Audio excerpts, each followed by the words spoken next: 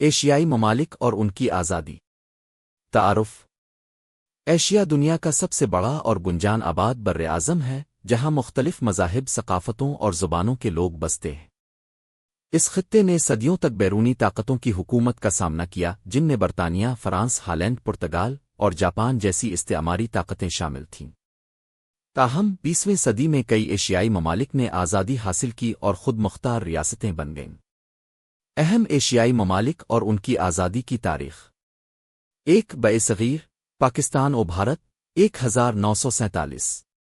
برطانیہ نے تقریباً 2 صدیوں تک برصغیر پر حکومت کی، مگر 1857 کی جن آزادی کے بعد آزادی کی تحریک نے زور پکڑا۔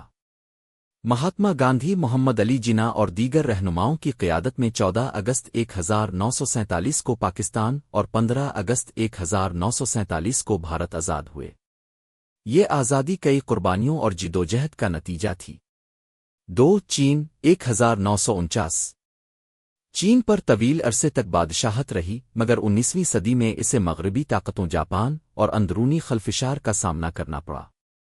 1949 میں ماؤ زے تنگ کی قیادت میں کمیونسٹ انقلاب آیا اور عوامی جمہوریہ چین وجود میں آیا۔ 3 انڈونیشیا 1945۔ یہ ملک 300 سال تک ڈچ حکومت کے زیر اثر رہا۔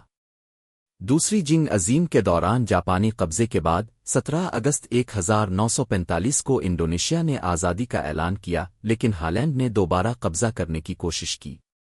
4 سال کی جدوجہد کے بعد 1949 میں آزادی مکمل طور پر تسلیم کی گئی۔ 4 ملائیشیا 1957۔ ملائیشیا طویل عرصے تک برطانوی قبضے میں رہا، لیکن دوسری جنگ عظیم کے بعد آزادی کی تحریک زور پکڑ گئی۔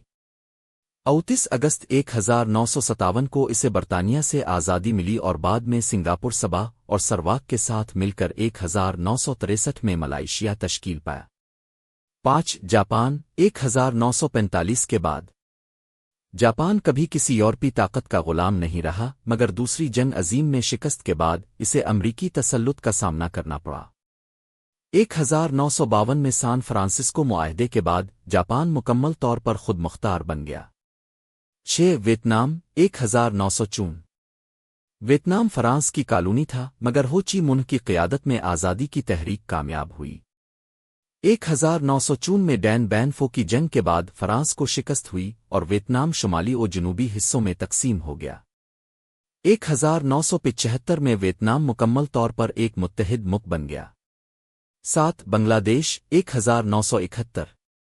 بنگلہ دیش پہلے مشرقی پاکستان کے طور پر 1947 میں آزاد ہوا، مگر ثقافتی، لسانی اور سیاسی مسائل کے باعث 1971 میں پاکستان سے علیحدہ ہو کر ایک آزاد ملک بن گیا۔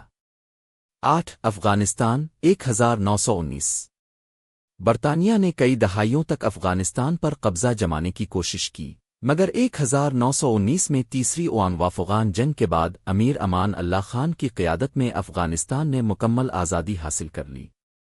9 سری لنکا 1948۔ یہ ملک 1505 سے پرتگالی، پھر ڈچ اور آخر میں برطانوی قبضے میں رہا۔ 4 فروری 1948 کو اسے برطانیہ سے آزادی ملی۔ 10 فلپائن 1946۔ فلپائن پہلے ہسپانوی، پھر امریکی اور جاپانی تسلط میں رہا۔ 4 جولائی 1946 کو اسے امریکہ سے آزادی ملی۔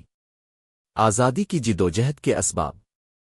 1 استعمار مخالف تحریکیں، یورپی طاقتوں کے ظلم و استحصال کے خلاف عوامی بغاوتیں۔ 2 جنگ عظیم دوم، اس جنگ نے نوآبادیاتی طاقتوں کو کمزور کر دیا، جس سے آزادی کی تحریکیں کامیاب ہوئیں۔ 3 مقامی قیادت، محمد علی جناح، گاندھی، ہو چی منہ، ماؤ زے تنگ، سوکارنو اور دیگر رہنماؤں نے آزادی کی جدوجہد میں نمایاں کردار ادا کیا۔ 4 معاشی بوجھ، نوآبادیاتی حکمرانوں کے لیے اپنے زیر قبضہ علاقوں کو سنبھالنا مشکل ہو گیا تھا۔